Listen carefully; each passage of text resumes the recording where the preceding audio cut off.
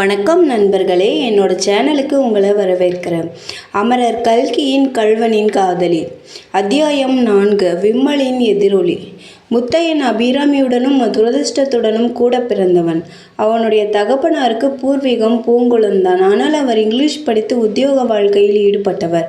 Revenue இலாக்காவில் taluka office குமாஸ்தாவாக ஆரம்பித்து படிப்படியாக மேல் ஏறி டெபுட்டி கலெக்டர் ஆஃபீஸில் தலைமை குமாஸ்தாவாக வேலை பார்த்து கொண்டிருந்த சமயம் யாரும் எதிர்பாராதபடி அவருக்கு மரணம் சம்பவித்தது.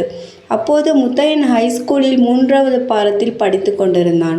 அபிராமி 7 வயது குழந்தை. அவர்களுடைய தாயார் தன் கணவன் இருந்ததும் குழந்தைகளை அழைத்து கொண்டு பூங்குளத்திற்கு வந்து சேர்ந்தாள். பூங்குளத்தில் அவர்களுக்கு பிதிரார்ஜிதமாக 10 ஏக்கரா நன்சை நிலம் இருந்தது. ஆகையால் இந்த சின்ன குடும்பம் சாப்பாட்டுக்கு துணிக்கு கஷ்டப்படாமல் சௌக்கியமாக வாழ்க்கை நடத்தியிருக்கலாம். ஆனால் முத்தையனுடன் கூட பிறந்த துரதிர்ஷ்டம் எங்கேயும் அவர்களை விடவில்லை. அவர்கள் ஊருக்கு வந்த மறு வருஷம் கொள்ளிடத்தில் பெரும் வெள்ளம் வந்து உடைப்பு எடுத்தது. அந்த உடைப்பினால் பூங்குளத்தின் சுற்று வட்டத்தில் பலருடைய நிலங்களில் வண்டல் தங்கி அவை மிகவும் செழிப்பாகிவிட்டன. வேறு சிலருடைய நிலங்களில் மணல் அடித்து அவை சாகுபடிக்கு லாய்க்கற்ற போயின. முத்தையனுடைய நிலங்களுக்கு பின் சொன்ன கதிதான் நேர்ந்தது. 2 போகம் சாகுபடியாகி மாவுக்கு 20 களம் கண்டு முதலாகி கொண்டிருந்த முதல் தரமான அவனுடைய நிலம் முழுவதும் மண்மேடிட்டு போயிற்று. ஆகவே அந்த குடும்பம் நிராதரவான நிலையை அடைந்தது. ஏற்கனவே முத்தையனுடைய தகப்பனார் உத்தியோகம் பார்த்த காலத்தில் பூங்குளத்தில் இருந்த அவனுடைய தாயாதிகளுக்கும் மற்றவர்களுக்கும் அவர் மேல் அசூயை இருந்தது. முத்தையன் கொஞ்சம் துடுக்கான சுபாவம் உள்ளவனாயிருந்தபடியால் அவன் பேரிலும் அந்த ஊர்க்காரர்களுக்கு நல்ல அபிப்பிராயம் இல்லை. எனவே அவனுக்கு கஷ்டம் வந்த காலத்தில் யாரும் அவன் மேல் அனுதாபப்படவில்லை. அவனுடைய திமிருக்கு நன்றாய் வேண்டும் என்றுதான் நினைத்தார்கள். மேலும் கிராமாந்தரங்களில் யாருக்கு யார் ஒத்தாசை செய்ய முடியும்? அப்போதோ நெல்விலை மளமளவென்று இறங்கி கொண்டிருந்த காலமாகவே அவரவர்கள் காலட்சேபம் நடத்துவதே கஷ்டமாயிருக்கும்போது மற்றவர்களுக்கு எப்படி உதவி செய்வது? சுமார் 2 வருஷ காலம் மணலடித்த பூமியை கட்டிக்கொண்டு மாரடித்தான் முத்தையன். அது ஒன்றும் பிரயோஜனப்படாமல் போகவே மறுபடியும் பள்ளிக்கூடத்தில் சேர்ந்து படித்து பாஸ் பண்ணி உத்தியோகம் பார்க்க வேண்டும் என்ற ஆசை அவனுக்கு உண்டாயிற்று. அவனுடைய தாயார் வைத்திருந்த 2 நகைக்கும் இதனால் சனியன் பிடித்தது. அவற்றை விற்று வந்த பணத்தை எடுத்து கொண்டு போய் ஹைஸ்கூலில் பழையபடி 3ஆம் பாரத்தில் சேர்ந்தான். வருஷ கடைசியில் அவனுக்கு பரீட்சை தேரவில்லை. இதில் வியப்பும் கிடையாது. வாழ்க்கையில் அடிபட்டு முதிர்ச்சி அடைந்த அவனுடைய மனது கேவலம் பள்ளிக்கூடத்து பாடங்களில் கவனம் செலுத்த மறுத்துவிட்டது. அவ்வருஷம் பள்ளிக்கூடத்தில் படித்த போது பெரிய மனுஷர்களின் பிள்ளைகள் சிலருடன் அவனுக்கு சிநேகமாகி இருந்தது. இதன் பலனாக அவன் மோட்டார் வண்டி விடுவதற்கு கற்றுக்கொண்டிருந்தான். பரீட்சை தேராமல் போகவே அவன் படிப்பை விட்டுவிட்டு ஒரு பெரிய மிராசுதாரரிடம் மோட்டார் வண்டி டிரைவராக அமர்ந்தான். அந்த காலத்தில் மிராசுதாரர்கள் வாங்கிய மோட்டார்களை எப்படி கையை விட்டு கழிப்பது என்று கவலைப்பட்டு கொண்டிருந்தார்கள். எனவே அவன் டிரைவராக போய் 6 மாதத்துக்கு மேல் யாரும் வண்டி வைத்து கொண்டிருக்கவில்லை. கடைசியாக அவன் டிரைவராக இருந்த பெரிய மனுஷரிடம் பலத்த சண்டை போட்டுக்கொண்டு இனிமேல் ஒருவரிடமும் சம்பளத்திற்கு டிரைவராய் இருப்பதில்லை என்று சபதம் செய்து கொண்டு கிராமத்திற்கு திரும்பினான்.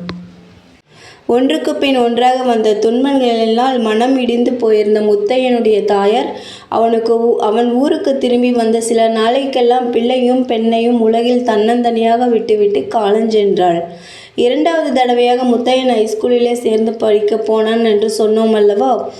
அதற்கு அவனுக்கு தூண்டுகோலாக இருந்த மற்றொரு காரணமும் உண்டு. அந்த காரணம் கல்யாணிதான். கொள்ளிடத்தில் உடைப்பு எடுத்த வருஷத்தில் அவன் ஒரு நாள் வண்டி மாட்டுக்கு நல்ல தார்குச்சி சம்பாதிப்பதற்காக படுகை காட்டில் புகுந்து போய் கொண்டிருந்தான். அப்போது திடீரென்று ஐயோ ஐயோ என்று ஒரு சிறு பெண்ணின் குரல் கேட்கவே அந்த திசையை நோக்கி விரைந்து ஓடினான்.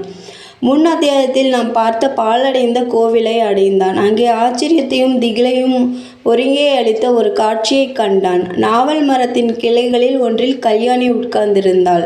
அந்த கிளைக்கு நேர்கீழே பாலும் கோவில் மண்டபத்தின் மீது ஒரு பெரிய குரங்கு உட்கார்ந்திருந்தது.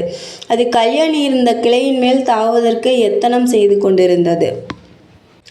முத்தையன் ஒரு பெரிய அதட்டல் போட்டான். குரங்கு அவனை பார்த்து உர்ரென்று பல்லை காட்டி உருமிவிட்டு காட்டில் ஓடி மறைந்தது.